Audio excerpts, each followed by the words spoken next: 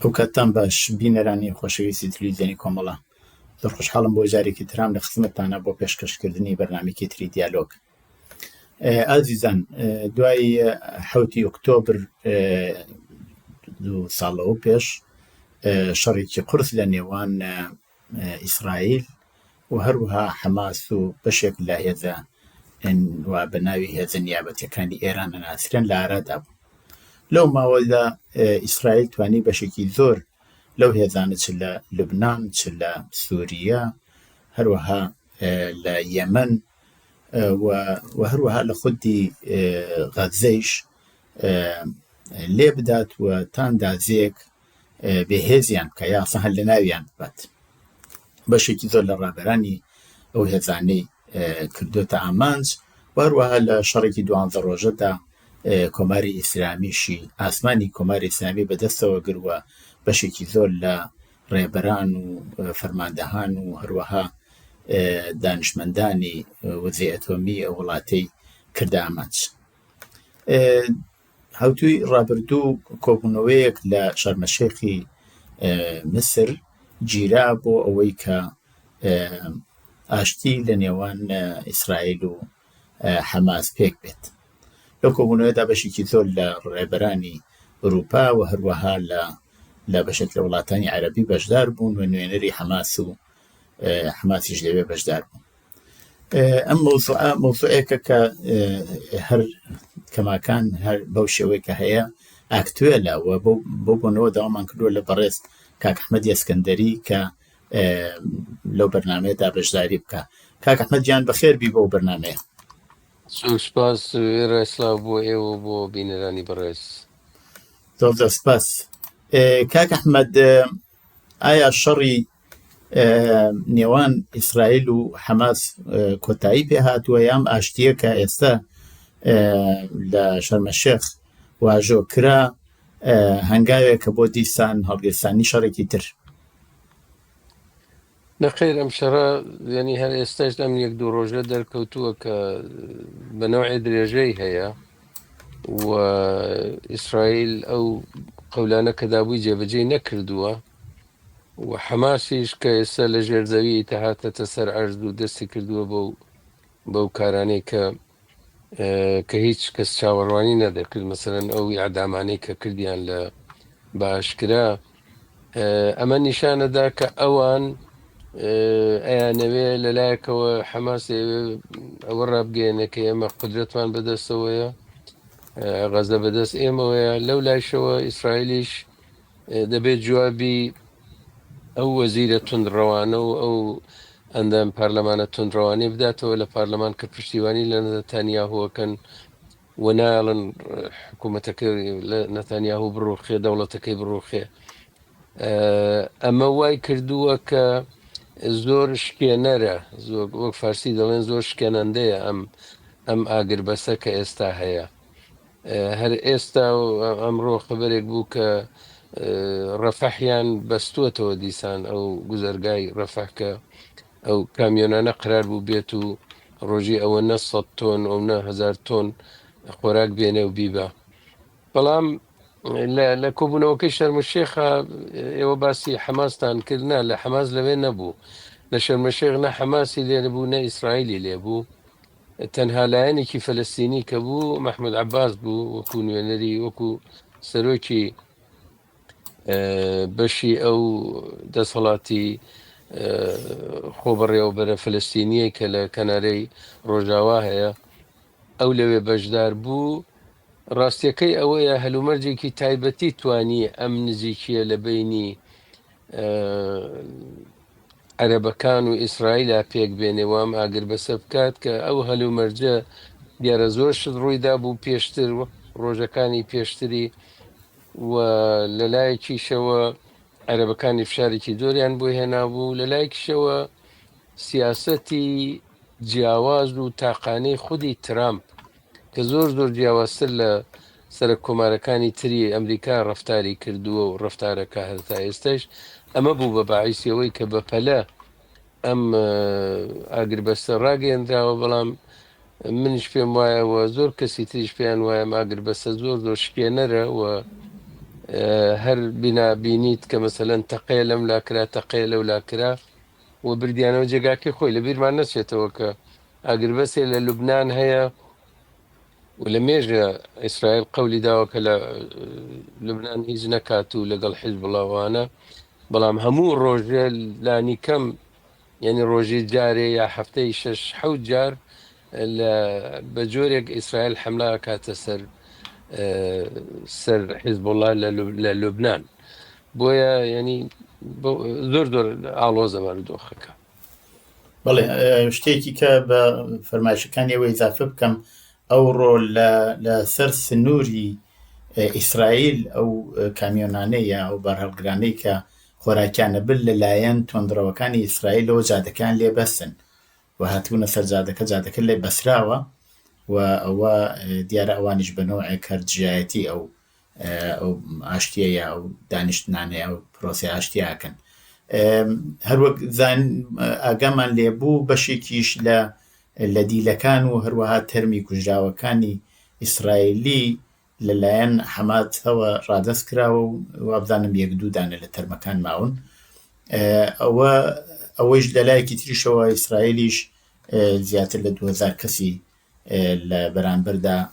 ئازاد کردووە. لەوانە یەکێک لە ڕەهبەرانی الفتح کە گوایە یەکێک لەو کەسانەیە کە چێبڕکەیەکە لەگەڵ ئێستا ڕێبەری محمود عەباس. ئەو ئایا ئەمە ئەکرێ بەنەوەیەک بڵێن شکستێکی حەماس حەسێ بکەین ئەوەی کە چەندێک زەربەی دیوانە بەجێگەی خۆی، بەڵام ئەوەی کە مەجبور بوو هەموو بارمتەکان کە وەکو شتێک بەدەستیەوە بوو ئامرازی بەدەستیەوە بوو دژ بە ئیسرائیل کە خەریکە ڕادەسیەکە، ئەمە ئایا توانین بە پاشکشێکی گەورە نەوی لێ ببین؟ زانی جارێ بارمتەکانی هەموو داوە، ئەوانەی کە زیینوو بوو هەمویان لە ڕۆژی ئەوڵ 2 ڕۆژی ئەوڵ هەمویانەوە 72 ساعتە کە دیاری کرابوو لەوە بارمتەکانیان داوە. تەرمەکانیش بەشێکیان نوێنەرانی وڵاتانی تریش و نوێنەرانی خەڵکی ئەنی دەرەوەی فلستین و دەرەوەی وڵات عەرەبەکانیش وتویانەکە کێشەی هەیە لەبەرەوە بە تەواوی نازان لەکوێ ئەم تەرمانە لەکوێ نێژراون، دۆزینەوەیان ئاسان نییە. و دوێنێ خەبەرێک بوو کە دەیانگوت بە GPS شوێنی ئەو تەرمانیان داوە بە خودی ئیسرائیلتیانە بە ئالێرەیە ئێمە پێمان وایە لەم منتەقەیە، بەڵام من ناتوانین دەری بێنین چون هیچ کەرەستەیەکیان نییە. پسپۆرانی تورک و ئی وڵاتانی عەرەبیژی میسر و قەتەروانش کە چوون بۆ ئەوێ و دەم و دەستگایان پێەیە، ئەویش ئیسرائیل ڕێگای پێ نەدان چوونە چێتە ژوورەوە. و لەو لایشەوە ئەو کەسەکە ئێوە باستان کرا و فەرماندەوە مەروان بەرقوتیە. مەروان بەرقوتی یەکێ لە ڕێبەرە هەرە خۆشەویستەکانی فلستینیەکانە، هیچ ئەو لە الفتح بوو، هیچ پەیوەندیەکی لەگەڵ حەماسا نەبووە و زۆر زووش گیرا. ئەو زۆر پێش ئەوەی کە حەماس دەسەڵات دەدەستەوە بگیرێ لە غەزە گیرا و ئێستا خۆشەویستترین کەسی ناو ڕێبەرانی فلستینە. ئەو ماوەیش کە لە زیندانە بووە 2 جار گیراوە، جاری ئەو ئەم جاری ئاخری 5 حەبسی ئەبەدی بەسەرەوەیە کە گیراوە. لەوێ لە زیندان فێری زمانی عیبری بووە و شارەزایەکی تەواوی هەیە بەسەر سیاسەتی ئیسرائیل و بەوانە. بۆیە چاوەڕوان ئەکراکە ڕێگا بدەن مەروان بەرقوتی بێتە دەرەوە و ئەگەر مەروان بەرقوتی باتایەتە دەرەوە ئیتوانی ڕێبەرایەتی فلستین بەدەستەوە بگرێ. ئیتر ڕێبەرێ بوو کە لە گەندەڵیەوە نەتلاوە، هیچ شتێکی خراپی لەسەر نییە لە ناو فلستینیەکانە و ئەیتوانی زۆر کار بباتە پێشەوە. بەڵام ئیسرائیل ئەو کاری نەکرد. ئیسرائیل ناوەکەی دەرهێنا لە لیستەکە و ئەویان ئازاد نەکردووە و لەوە ناچێ ئازادیشیان کەن، چونکو ئەگەر ئازادی بکەن ئازادکردنی ئەو بە معنای کردنەوەی دەرگایەکە بۆ ئاشتیەکی زۆرتر لە بینی فلستینیەکان و لە بینی ئیسرائیلەکانە. ئیسرائیل حەز ناک، یعنی بە تایبەتی نەتانیاهو زۆر لە ئیسرائیلەکانان حەزەکەن، بەرەیەکی دژ بە شەڕ و دژ بە نەتانیاهو هەیە، ئەوانەی کە هەتا ئێستا شێشتا خۆ پیشاندانەکەن و چاوەڕوانی گەڕانەوەی تەرمەکانی ئەو تەرمانان کەماوەتەوە. ئەمانە بەشێکی زۆریان دژ بە نەتانیاهو بوون، بەڵام خودی نەتانیاهو ئەم دەوڵەتەکە ئێستا لە سەرکارە نایانوێ ئەم بارودۆخە کە شەڕێک ببێت و دژمنایەتی بوێ بوەستێ. لەو لاشەوە حەماس ئەگەر ئەمە بگا، ئەگەر مەروان بەرقوتی ئازاد بکرێ، ئەگەر ئەو دەسەڵات بەدەستەوە بگرێ، ئەگەر ئەم پێشنیاری دوو دەوڵەت دوو میل بۆ دوو میلەتەکە وردە وردە بچێتە پێشەوە، معنای گەڕانەوەی هێوربوون و هێمنایەتیە بۆ ناوچەکە، معنایەوەیە کە ڕێگای قین و تووڕەیی و لێک کوشتن و بەتون دوتیژی لەگەڵ یەک بەرامبەر بە یەک هەڵوێستگرتن جێگای خۆی ئەدا بە ئاشتیەک لە ناوچەکەدا. ئەمە بە زەرەری حەماسە و بە زەرەری نەتانیاهوو ئەو حیزبەتون ڕەوانەیشە. ئەو کەسانەی کە ئەچن ئەوەی کە ئێواڵن ئەمڕۆ چوون پێشیان گرتووە بە کامیۆنانە و بە بار هەڵگرانە کە خۆراکیان هێناوە، ئەوە هەرو کەسانن کە ئەچن لە یەکە نیشتە جێبووەکانی تەقاکەن لە خەڵکی فەلەستینی بە بەرچاوی سەربازی ئیسرائیلی و ئەیان کوژن و کەسیشی چیان پێ ناڵێ. لەو لایشەوە حەماسیش تەمەشای کردووە ئەگەر ئەمە بەجێبەجێ ببێ ئەم کارە، ئەم پرۆسە، ئەم گەڵاڵە بیستخاڵیەی ترامپ ئەگەر جێبەجێ ببێ، معنای نابودی ئەوە، چونکو ئەبێ بچێتە دەرەوە نابودی ئەو نە لەباری بیر و باوەڕەوە، بەڵ وەکو ڕێکخراو چەکیانەکەن کارێکەکەن بچن هەموو تۆنێلەکان ئەو تۆنێلانێش کە ئێستا هێشتا نادیارە ئەوانش بدۆزرێنەوە وە کە چەکیشیان کردن، یان ئەوەی کە خۆیان تەسلیم بن و چەکەکانیان تەسلیمکەن، یان ئەوەی بە هەرحاڵ چەکیانەکەن، یان ئەوەی خلاصە پەشیمان بنەوە و ئیتر بۆ حەماسکار نەکەن و هیچ نەکەن، یان ئەوەی کە بڕۆنە دەرەوە بۆ هەر وڵاتێک کە پێیان خۆش بێ، بۆ تەبەن وڵاتێکی عەرەبی کە بچن وەریان بگرن. ئەمە حەماس ئەڵێ ئێمە لە ساڵی 2009 نزیکەی 20 ساڵە ئێمە خەریکین شەڕەکەین و هەموو ڕێبەرەکانمان بە قەولی ئەوان شەهید بوون و گیانیان بەخت کردووە بۆ ئەم بۆ چوونە عجایبەی تا حەماس چۆن ئەو کارە بکەین، ئەمە معنای نابودیمانە قبولی ناکەین. بەڵام بەو سەراحەتە نایڵێن لە ژێر گوشاری قەتەر و میسر و تورکیە قبولیان کرد. مۆزوعی دوو دەوڵەتان ئێوە ئاماژە پێ کرد، ئەو مۆزوعە ئەسڵەن تقریبەن باسی لێ ناکرێت. دیارە ترامپ لەو قسانی پێشووی زۆر باشەکشەی کردووە، ئەوەی کە ویست غەزە بکات بە منتەقەیەکی سەیاحی و ئاودانی بکاتەوە و ئەوە بە نوعێک حەماسی لێ دەربکات و دیسان لە ئەوڵەوە بنیانی بنێتەوە بە شێوەیەکی سیاحی دەربێنێ. ئەوە لەوە پاشەکشی کردووە و حتا بە ڕوونیش باسی کردکە مەبەست داگیرکردنی غەزە نییە. بەڵام مۆزوعی دوو دەوڵەت بوو بەچی؟ ئایا مەسەلە لە دیسان هەر ئێسش لە کاتێکا کە بەشێکی زۆر لە وڵاتانی ئەوروپاییش دەوڵەتی فەلەستینیان سەلماندووە، ئەو مۆزوعا بێ بەچی؟ ئاڵۆزیەکی زۆری تایە. ئەمە ئەو مۆزوعەیە کە پێشتر بەشێ لە ڕێبەرانی ئیسرائیل ئەمەیان قبول کردبوو و لە ڕێکەوتنەکانی ئۆسلۆیشا کە وەختی خۆی یاسەر عەرەفات لەگەڵ شیمۆن پێرێز و لەگەڵ ئەوانە ئیمزایان کرد، ئەوە قبول کرابوو. بەشێ لە دەوڵەتانی دەرەوەیش قبولیان کردبوو، هەرچەند زۆر بەڕەسمی و بەو سەراحەتەوە نا. بەڵام وردە وردە کە ئینتفازەی یەک و ئینتفازەی دوو دەستی پێکرد، ئیتر کە بارودۆخەکە گرژ بوو، ئیتر حەماس هاتە مەیدان و ئەم ڕووداوانەی دوایی، ئەمە لەلایەن بەرپرسانی ئیسرائیلیەوە هەر بەرەو دوار ڕۆی و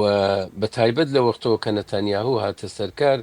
نەخۆی نەتانیاهوو حیزبی لیکود و نە حیزبەکانی کە پشتگیری لەکەن هیچ کامیان نەک باسی ناکەن، قبولیان نییە. ئەسەن هیچ مافێکی تایبەتیان بۆ فەلەستینیەکان ئەوان قبول نییە. بەڵام لەبەر ئەوەی کە دوای 7 ئۆکتۆبر ڕوویدا و ئەو کاولکاریە و ئەو ماڵوێرانیە و ئەو کوشت و کوشتارێک کە لە غەزە کرا و ئەو بێ دەربەسبوونە و بێڕەحمیەی کە نەتانیاهوو نواندی لەم 2 ساڵی ڕابردووە دوای ئەو کارەساتە گەورەکەی کە حەماس 1200 نەفەر لە گەنج و خەڵکی عادی و سەربازی ئیسرائیلی کوشتووە و ئەو بارمتانێکی گرت، دوای ئەمە وردە وردە فکرێ لە دەرەوە دیسان دروست بووەوە کە ئێمە بچین بە دوای ئەم مەسلەی دوو دەوڵەتەدا بگەڕێن. ئەوەی کە لە ڕاستیدا بەشێ لە گوشارەکەی هێنا سەر نەتەنیاهو و ئەوەیشی کە ترامپیشی ناچار کرد و دەوڵەتی ترامپی ناچار کردەوە بێن ئەم گەڵاڵە تازەیە بدەن، ئەوە بوو کە دەوڵەتانی گەورە وەکو فەرانسا، وەکو ئیسپانیا، وەکو ئینگلیستان ئەوان چوون وتیان ئێمە دوو دەوڵەتمان قبوڵە. ئێستا بەشی زۆرینەی وڵاتانی ئەندامی نەتەوەیە گرتووەکان ئەویان قبول کردووە کە دوو ڕێگاچارە ئەوەیە کە دوو دەوڵەت ببێ، دەوڵەتێکی عەرەبی فەلەستینی، دەوڵەتێکیشی ئیسرائیل کە لە جێی خۆیەتی و هەردوو دەوڵەتەکە یەکتری بە ڕسمی بناسن و یەکتری قبول بکەن. ئەمە گرێکوێرەکە لێرەدایە. ترامپ لە تەواوی قسەکانیان لە شەرمەشێخ و ئەو قسانەی کە لە هین کردی لە پارلەمانی لە کنێسەت کردی لە پارلەمانی ئیسرائیل وشەیەکیش باشی فەلەستینی نەکرد، هەر ئەسەن باسی نەکردناوی لێ نەهێنا. ئەوە بوو کە یەک دوو پارلەمانی لە حیزبە چەپەکەی لە ناو پارلەمانی ئیسرائیلایە ئەوان هینیان بەرزۆ کرد، شتێکیان بەرزۆ کرد لە وەختی قسەکانی ترامپە، دانێکیان باسی ئەوەی کردوتی بۆ باسی دوو دەوڵەت بکە و ترامپ دیارە پێی خۆش نەبوو، بەڵامی تر بەرپەرچیشی داوە هەر هیچی نەوت، هیچ کاردانەوەیکی نەبوو. بۆیە لە ڕاستیدا نە ئەمریکا و نە ئیسرائیل ئەم دەوڵەتەی ئێستا ئیسرائیل هیچ کامیان لایەنگری دوو دەوڵەت نین. ئەمەش ڕێک بە پێچەوانەی ئەوەیە کە بەشێکی زۆر لە سیاسەت نەدارانی پێشووی ئیسرائیل لەوانە بۆ نمونە یەهود ئۆلمەرت کە ماوەیەک ڕێز سەرۆکوەزیر بووە، یەهود باراک کە ئەویش هەموو سەرۆکوەزیر بووە، هەم فەرماندەی ئەرتەش بووە، هەم وەزیری دیفاع بووە لە ئیسرائیل. ئەوان بە پێچەوانە، ئەوان زۆر تون ڕەخنەگرن لە ئیسرائیل لە نەتەنیاهو و ئەڵێن ناتوانین ئێمە بە کوشتار و بەم وەزعە لە ئیسرائیل لە غەزە هیچ ڕێگا حلێک نابێ، ڕێگا حەلی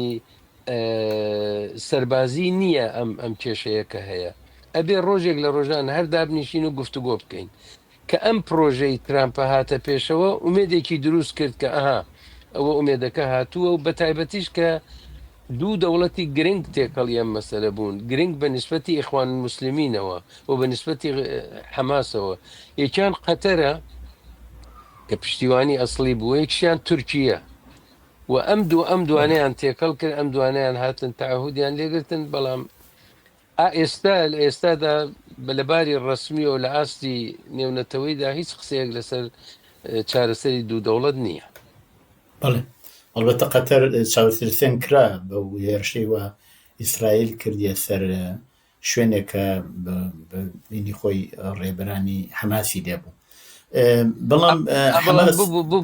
ببوورە ئەوەی ئەمەش خاڵێکی زۆر گرنگ بوو. ئەسڵەن بە بۆچوونی من زۆر کەسی تیژ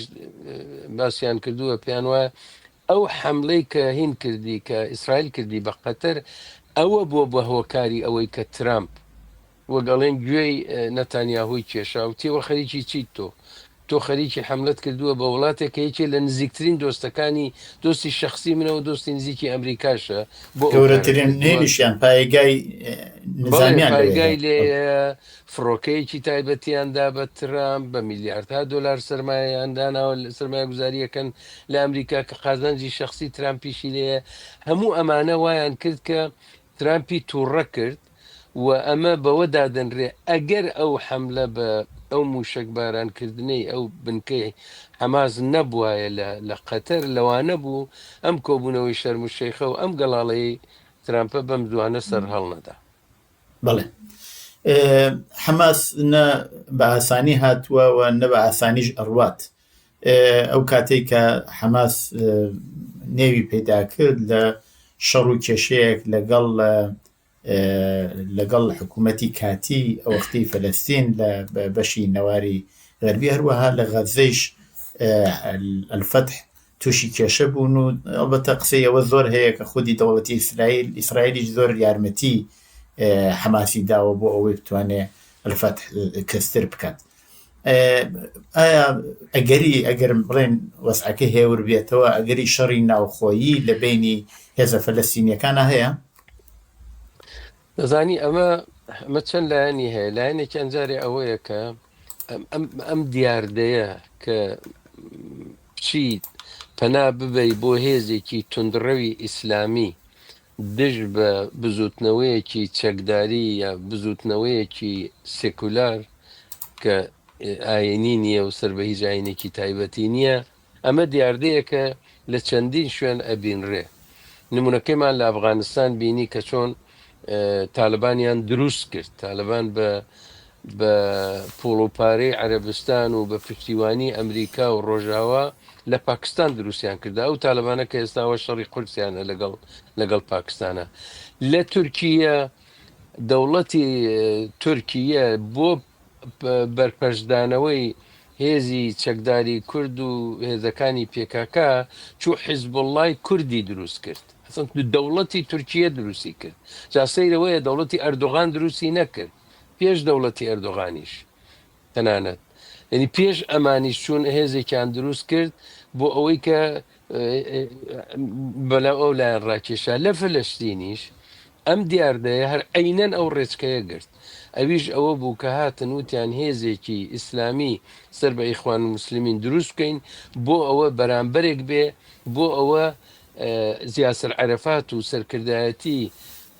بەرەی ڕزگاری بەخشی فلەستین PLOی پێ لاواز بکەین دەی بۆ ئەم کارە بکەی دەبوو یارمەتی بدرێت ئەم یارمەتیە چۆن گەیشت ئەم یارمەتیە هەر خودی ئەم نەتانیاهووە ڕێگایدا بە خودی قەتەر تەنانەت فڕۆکەی قەتەری ئەهاتن ئەچوون لە غەزا نیشتنەوە لانی کەم جارێکیان من خۆم بە چاوی خۆم بینیم کە نیشتنەوە و ئیجازەی ئەدا بەم دۆلارانە بێن لە قەتەرەوە بێن بچن بۆ غەزا بدرێ بە حەماس لەبەر ئەوە حەماسی پێ بەهێز بکرێ بۆ ئیسرائیل خەویشی ئەنەیە دی کە شتێکی وەکو حوتی ئۆکتۆبری لێ بکەوێتەوە و حەماس بتوانێت کارێکی ئاوا بکە دژ بە خەڵکی مەدەنی و سیویلی ئیسرائیل ئەوانیش هاتن ئەم کاریان کرد و بۆ ئەو لای پێ لاواز بکەنەوە ئێستا گیریان خواردووە بەدەست ئەو شتەوە کە خۆیان کۆمەکیان کرد و دروستیان کرد و ئەلئان ئیتر تازە لە فرسەتێک لە بارودۆخێکان کە ئیتر حەماس لەوە دەرچووە کە تەنها ڕێکخراوێکی چەکداری بێ حەماس بووە بە بیرروباوەڕێ لەبەرەوە بیرروباوەڕی ئیخوان موسلیمینیشی هەیە و تۆ ئیخوان موسلیمین خۆ لە مێشکی خەڵکەکانە خۆ ناتوانانی تۆ بەڵێ توانی مەسئولانیان و بەرپرسان زیندانی بکەیت بەڵام خۆ بیرروباوەڕەکە ناتوانانی زیندانی بکەیت ئێستەیش دوای ئەم هەموو دوای کوشتنی بن لادەن و هەموو ڕێبەرانی ئەلقاعیدە هێشتا ئەلقاعیدە هەرماوە داعش کە ئەوە هیچ هێشتا هەرماوە بۆیە ئەمانە لە بین ناچێ و ئەم ڕەوتە ئیدامەی ئەبێ بەڵام یەک گشتی تریشەیە ئەویش ئەوەیە بەداخەوە ڕێکراوی ئازادی بەخشی فەلەستین ساڵەهایە مەخسی ئەم ساڵ و پارەکەەوە 10 ساڵ ڕابردوو نییە ساڵهایە تێوە تلاون لە گەندەڵیەکی ئێزگار زۆر قوڵ و ئەو ڕێبەرە خۆشەویستەی کە خەڵکانێک ئامادە بوون خۆیان بن بە کوشت بۆیان بوون بە کەسانێکی دەوڵەمەند گیرفانی خۆیان و دەوروبەری خۆیانیان پێپڕۆ کردەوە و هیچ متوانەیەک نەماوە ئێستا مەحموود عەباس هیچ خۆشەویستیەکی نەماوە لە ناو هیچ دیارەوە عێراقە بەڵام ئێجگار زۆر کەم کەسی لایەنگری هەیە لە ناو خودی لە کەرانەی ڕۆژاوای لە فلەستین و لەوێ ناچار بۆیە ئەمریکاییەکان و هێزەکانی تریش دەستیان پێوە گرتوون و کە ئەمانە باشن ڕایان بگرین سەرڕایەوەی کە ئەزانن گەندەڵیان هەیە یارمەتیشیان هەر ئەدەن و هاتوچوو ئەکرێتەوە و ئەسقەزا لێرەدایە ڕۆڵی کەسێکی وەکو مەروان بەرقوتی بەرجەستە بێتەوە کە دەبینین ئیسرائیل ئامادە نییە ئازادی بکە. بڵێ مۆزوعێکی تر ئەویش ئەوەیە کە بەشێکی زۆر لە لایەنە ڕاستەکانی ئیسرائیل و هەروە نەتەنیاهۆیش باسی ئیسرائیلی گەورەکەن ئەوە هیچ کە بەردایەکانی جەولان کە ماوەیەکی زگار زۆر لە بەدەست ئیسرائیلەوە بوو لە دوای ڕووخانی لە دوای هەڵاتنی بەشار ئەسەد ئەو بەشە زیاتر پەرەی پێدراوە و ئیسرائیل زیاتر هاتووتە ناو خاکی سووریەوە و باشکراش یارمەتی دروزیەکانەکە لەم لای تریشەوە باس لەوە کرێ کە ئیسرائیل لەوەی وا هەیە گەورەتر بێتەوە و چەنە پەیوەندی بە تەرحی ئابراهام یا ئیبراهیم هەیە ئەوە مۆزوعێکی ترە بەڵام ئایا ئەوە چنە ئیمکان پەزیرە لەوەی کە کەسێکی وەکو ترامپ لەسەر کارە کەسێکی وەکو ترامپ کە خۆتان دەزانن هینەکانی ئەو لێدوانەکانی زۆر ڕۆژ لەگەڵ ڕۆژ جیاوازە ڕۆژ لەگەڵ ڕۆژ فەرقەکە ئەکرێ بۆ بارەکەی شیا بکەوێت واوە ئیسرائیل بیخۆزێتەوە بۆ ئەوەی بتوانێت پەرە بدە بە خاکی خۆی و ئەسڵن بەشی غەزە لەبین ببات و ئیسرائیل گەورە بکاتەوە. پەیمانی ئیبراهیم ئەو پەیمانە بوو کە لە ڕاستیدا دژ بە ئێران بەشی زۆری بۆ کۆکردنەوەی هەموو هێزە وڵاتانی عەرەبی بوو دژ بە ئێران لەبەرەوە ئێران هەرێ و ئیسرائیل لەبێ نابود بکرێ و نەمێنێ. پەیمانی ئیبراهیم دەوڵەتی پێشووی ترامپ ئەمجارەی جاری پێشوو پێش جۆ بایدن ئەوان دەستیان پێکرد و تا ڕادەیەکی زۆری سەرکەوتوو بوون. مشکلێکی گەورەی پەیمانی ئیبراهیم ئەوە بوو کە نەیانتوانی عەرەبستانی لەگەڵ خەن هەرچەند عەرەبستان هێندێک پەیوەندی ئاسایی کردەوە لەگەڵ ئیسرائیل بۆ نمونە ڕێگاندا بە فڕۆکەی ئیسرائیلی بچێتە بەسەر خاکی عەرەبستانە بڕوات و ئەوانە. بەڵام کە شەڕی غەزە هاتە پێشەوە ئەوانەیش کە لە پەیمانی ئیبراهیما بوون ئەوانە تۆزێک ئیتر پاشگەز بوونەوە کەوتیان ئۆی ئەمە ئەگەر تۆ ئاوا بکەی لە فەلەستین ئێمە چۆن نتوانین لەگەڵ لە پەیمانی ئیبراهیما بمێنینەوە. پەیمانی ئیبراهیم قەرار وا بوو پەیوەندیەکان ئاسایی بکاتەوە لەگەڵ ئیسرائیل و پەیوەندیەکی بازرگانی بکاتەوە ڕێگا بکاتەوە بۆ هاتوچووی بازرگانی و نەزام توریست و ئەو شتانە لە بینی ئیسرائیل و وڵاتانی دەوروبەرە بۆ لەبەر خاتریەوە ئەو دژمنایەتی قوڵە لە بینیانە نەمێنێ. لە کاتێکە کە خەڵکی فەلەستین هیچ مافێکی نەبوو و خەڵکی غەزە نزیکەی 2,300,000 کەس گەمارۆ درابوون بە درێژایی ئەم ساڵانە و ئیسرائیل ڕێگای نادا هەموو شتێک بچێ بۆوێ بەر لە شەڕەکان و بەر لە 7 ئۆکتۆبر لەو حاڵەتەدا بیرروڕای گشتی وڵاتانی عەرەبی دژ بە ئەو دەوڵەتانی خۆیان بوون کە چبوونە پەیمانی ئیبراهیم. تەبعەن بەشی بڵین بەشی بۆرژوازی سەرەوەی ئەو وڵاتانە و ئەو کەسانەی کە سەرمایەکی گەوریان بوو ئەیانتوانی ئەم سەرمایان بخەنە گەڕ و لەم ئاڵ و گۆڕە بازرگانیە گەورانە کە ئەکرا چ لەگەڵ ئیسرائیل و چ بە بۆنەی پەیمانی ئیبراهیمەوە لەگەڵ ئەمریکا و لەگە وڵاتانی تر قازانجی گەوریانە کرد ئەوە گومان لەوەدا نییە. بەڵام مەسەلەکە ئەوە بوو کە ئیسرائیل بە دەستپێکردنی ئەو شەڕە دوای 7 ئۆکتۆبر کە ئەو شەڕە ماڵوێرانکەرە عەجایبەی دەست پێ کرد لە غەزە لە ڕاستیدا کێشەی دروست کرد هەم بۆ ئەوانەی کە لە پەیمانی ئیبراهیما بوون و هەم بۆ وڵاتی وەکو عەرەبستان کە ئەویست یا ترامپ ئەویست لەم دەوری دووەمی سەرۆکایەتیەیە عەرەبستانیش باتە ناو پەیمانی ئیبراهیمەوە. من بەش بە حاڵی خۆم پێم وایە زۆر زەحمەتە لەبەرەوە چەندین شت ڕووی داوە. یەکەم ئەوەی کە ئیسرائیل بە ڕووخانی بەشار ئەسەد جگە لە بەرزاییەکانی جۆلان لایەکی تریشی داگیر کردووە لە خوارەوەی ئیسرائیل و بەو یارمەتیە زۆرەکە بە دروزەکانی کرد و دروزەکانی بەشێ لە دروزەکان لە ئیسرائیل خۆی خودی ئیسرائیلن. دروزەکانی ئیسرائیل هاواریان لێ بەرزۆ بوو کتیان فریامان کەون و ئەوە براکانمان لە سووریە خەریکن ئەم حکوومەتە تازە و ئەم هەیە تەحریری شام و نەزانم ئەحمە شەروانە خەریکن لە ناویانە بن. ئەوە بوو کە ئیسرائیل حملەی کرد بە شوێنێ لە ناوەڕاستی شاری دەمەشقیش هیچ لەوەکە ئەو حملانەی ترکە کردی. بۆیە کە ئەم ساڵانەی کە مەسایلێکی تریژ ڕوویدا چین هاتە ناو مەیدانەکەوە چین کە خەریکی ئەوەیە کە لە کێبڕکیەکەی لەگەڵ ئەمریکا زۆر مەیدانی تازە کاتەوە یەکێ لە مەیدانەکان کە کردیەوە مەیدانی دیپلۆماسی بوو لە کەنداو.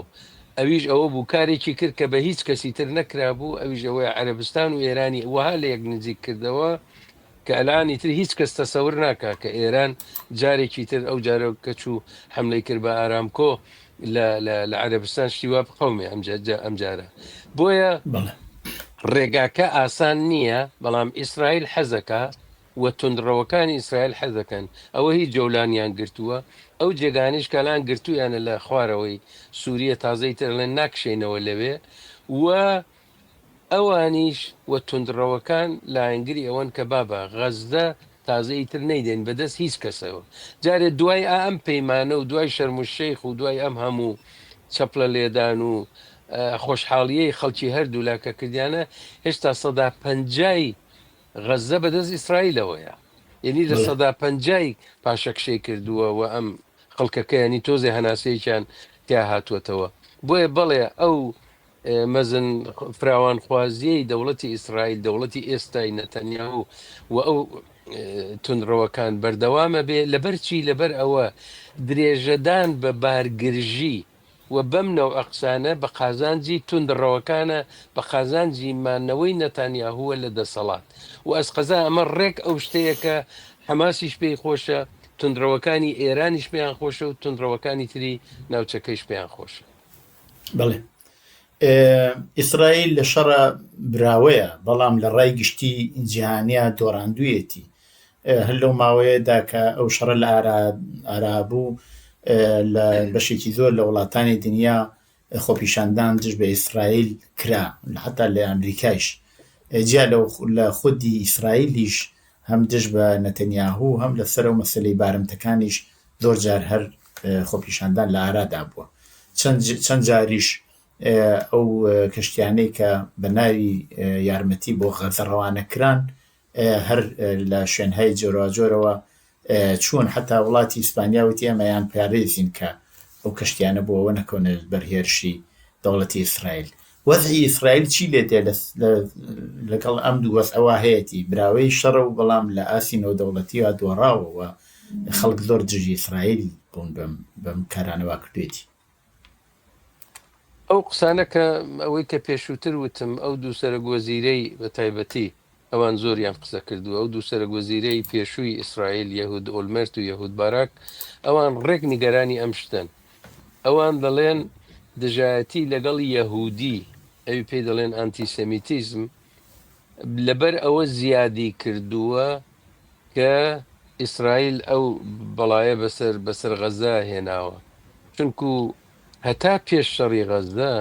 دەگوترا کە ئیسرائیل تاقە دیموکراسی ڕۆژهەڵاتی ناوەڕاستە حرمەتی ئینسانەکان ئەگرێ نەدام حرمەتی چێ ئەگرێ و ئەوانە ئیسرائیل تەنانەت لەم بینەدا بۆ گرتنی ئەم بەرتەکان و ئەو زیندانیانی فەلەستینیش باسیەوەیە کرد کە زیندانەکانی ئیسرائیل چەندە باشە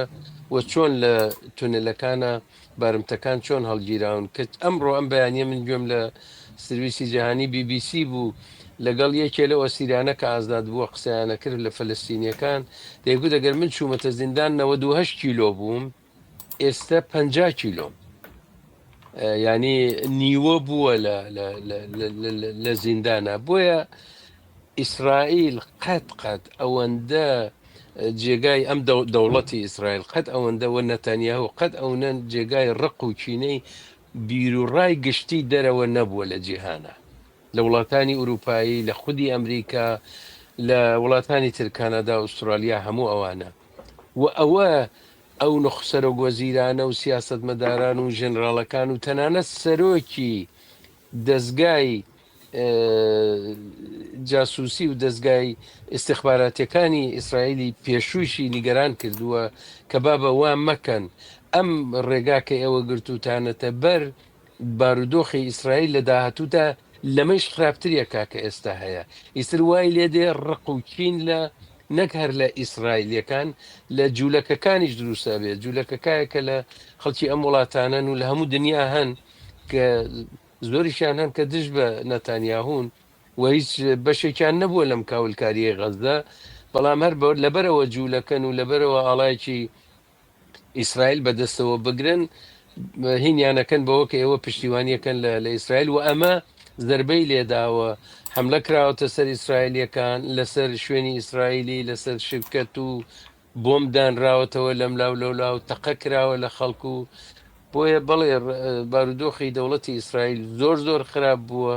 و ئەمە دۆستان و دڵسۆزان و کەسانی کە ئارەزویان ئەوەیە کە ناو ئیسرائیل وڵاتێکی دموکراسی بێ ئەوانەی زۆر نیگەران کردووە و دەنگ زۆرە لە ناو خودی ئیسرائیل کە ئەڵێن ئێستا نەتەنیاهوو دەوڵەتەکەی خەریکی بربەستکردنی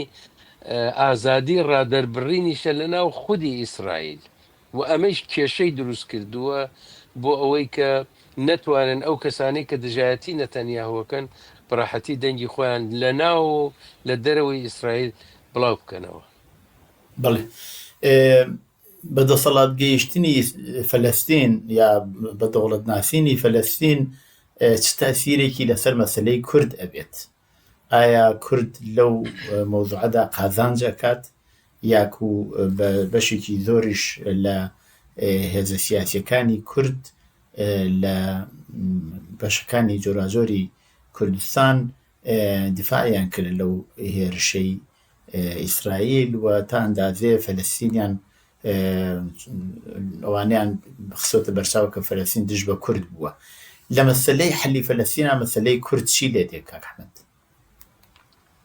جارێ فریا نەکەوتین ئەوە هیچ بڵێم بەڵام من پێم وایە یەکێ لە دۆڕاوەکانی ئەم کێشە ئێران بوو، کۆمەڵی ئیسلامی ئێران بووە. ئەوە هیچ بە میلیاردها دۆلار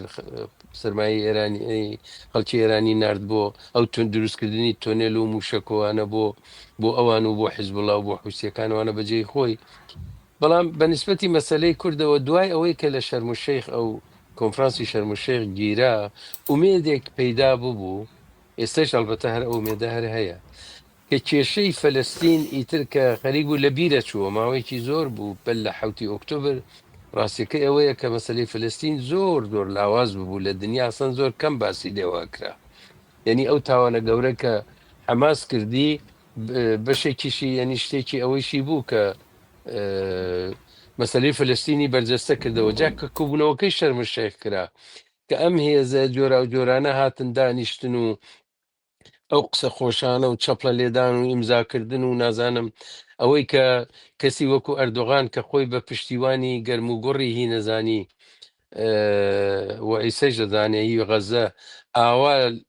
لەگەڵ ترامپ قسەی کرد و ترامپ لە موردی ئەوە قسەی کرد. ئەمە ئەو باسەی هێنا گۆڕەوە کە دەی باشە ئەوەی کێشەی فەلەستین خەریکە چارەسەرە بێ. ئەگەر کێشەی فەلەستین چارەسەر بوو ئایا کێشەیەکی تر لە ڕۆژهەڵاتی ناوەڕاست هەیە یان نا؟ بەڵێ ئەو کێشەیە کێشەی کووردە. مەسەلەی کورد وەکو گەورەترین نەتەوەی بێدەوڵەت لە دنیا کە ئێستا قسە هەیە بە ئەمە ئەسەحیشە زۆر زیاتر لە 40 ملیۆنە لەوانەیە 45 ملیۆنیشی تێپەڕاندوێ گەورەترین میلەتی دەوڵەت لە ڕۆژهەڵاتی ناوەڕاستەوە لە دنیا کووردە. ئایا وەختیەوە نهاتووە کە کوردەکان کارێ بکەن کە ئەم مەسئلە بەرجەستە بووەتەوە؟ قسەیەک هەیە کە هەم دەوڵەتانی دەوروبەر خەریکن بیری لەکەنەوە ئەو پێواژۆ کە ئێستا لە تورکیە خەریکن کاری لەسەرەکەن ئەسقەزا دەوڵەت باخچەلی و حیزبەکەی ئەردۆغان ڕێک قسەی ئەوەکەن کە ئەگەر ئێمە کارێک نەکەین خۆمان ئەم کێشە حەل نەکەین ئیسرائیل بەرنامەیەکمان بۆ دادەنێ و ئیسرائیلەکان تەبیعیە نەک هەر ئیسرائیل ئەمریکا ئوروپا وڵاتانی خەلیج عەرەبستان لەوانەوە خودی قەتەریش هەموو ئەمانە حەزەکەن دەستێکیان بوێ لە مەسەلەی کووردە بۆ ئەوە بەشێکی گرێدراوە بە دوو دەوڵەتی عەرەبیەوە کورد سووریەوە و عێراق بەشێکیشی گرێدراوە بە دەوڵەتێکەوە کە دۆستی زۆر نزیک و یەکێ لە باوکەکانی ئیخوان موسلیمینە کە تورکیە بێ تەنها ئێرانەکە لەو هیناجێ نابێتەوە. بۆیە ئەمە وای کردووە ئیسرائیل و دۆستانی ئیسرائیل سیاسەتێکی فعالیان بوێ بەرامبەر بە مەسلەی کورد. ئیسرائیل و دەوڵەتانی گەورەی دنیا هەوڵێکی زۆر ئەدەن لە هەر ناکۆکیەکە لە ناوچەکەدا هەیە بۆ بەرژەوەندی خۆیان کەڵک وەربگرن. ئەمە لە تەواوی دنیادا هەیە، لە هەموو هەر 5 قارڕەکەی دنیادا ئەمە هەیە. بۆیە ئیسرائیلیش و ئێرانیش و عێراقیش و عەرەبستان و تەنانەت میسریش ئەوە تورکیە هیچ تورکیە و ئەوانی تر هەوڵەدەن قازانج وەربگرن لە مەسەلەی کورد. بەڵام لە ئاستی نێونەتەوەییە گرنگەوە نییە کێ ئەڵێ کوردەکان حەقیانە و کێ ناڵێ کوردەکان حەقیانە. گرنگ ئەوەیە کە بە کۆبوونەوەی شەرموشەیخ بۆچوونێکی تازە هاتووەتە ناو مەیدانی قسە و باسی نێونەتەوەیی لەسەر مەسەلەی کورد. ئەویش ئەوەیە ئێستا کە مەسەلەی فەلەستین خەریکاچێ بۆ چارەسەرکردنێک چ باشە هێزەکانی گەورەی دنیا و ناوچەکە بیرێک لە مەسەلەی کوردیش بکەنەوە و پشتگیریە بکەن بەوە کە ڕێگاچارێک بۆ مەسلەی کوردیش بدۆزنەوە. من پێم وایە لێرەدا ئەرکێکی قورسەکەوێتە سەرشانی حیزبە سیاسیەکان، پارت و ڕێکخراوە سیاسیەکانی کورد لە هەر چوار پارچەی کوردستان کە ئەم هەوڵە بە هەند وەربگرن و ئیتر لە پەراوێزەوە بێنە ناوەوە، ماتڵ ئێوە نەبن ڕووداوێک لە دەرەوە ڕوو بدا جا ئەوان کارێ بکەن، خۆیان دەست پێشخەری بکەن، لەگەڵ یەکتر پەیوەندی بگرن، لەگەڵ دەوڵەتانی دەوروبەر پەیوەندی بگرن و ڕێگاچارەیە بدۆزنەوە بۆ ئەوەی کە هیواداری کێشەی سیستەمی میلی لە کوردستان چارەسەر بکرێت. ئەلبەتە بە باسەکەی و ڕۆمان کەمتر پەیوەندی هەیە لە ڕۆژانی ڕابردووە لە شەمبە لە وڵاتی ئوسلۆ کۆبوونەیەکی بەرینگیرە لەلایەن ئۆپۆزیسیۆنی ئێرانەوە کە هێزە سیاسیەکانی کورد توانم بڵێم بەپێی نسبەتی جەمعیەتی و بەپێی نسبەتی هێزی زیاترین هێزی بەشدار بوون لەو کۆبوونەوەیەدا، ئەوەیش بۆ خۆی هەنگاوێکە کە ئەکرێ بە هەند وەربژیرێت. کاک ئەحمەد من بەڵێ فەرموو. ببورە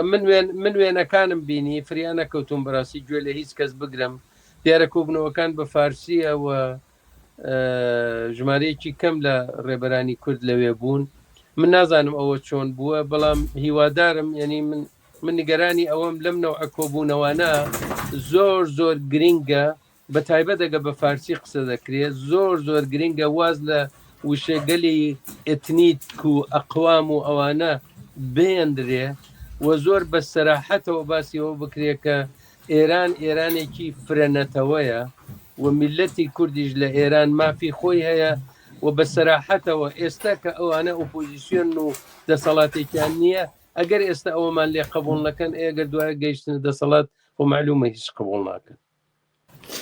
بڵێ یەکێک لە باسەکانی ئەو کۆبوونەوە هەرچەندوتم بە باسی ئەو ڕۆمان ناگەڕێتەوە، مەسەلەی کورد و مەسەلەی فەلەستینم فەقەت وەکو پرسیارێک من لێرە هێنا پێشەوە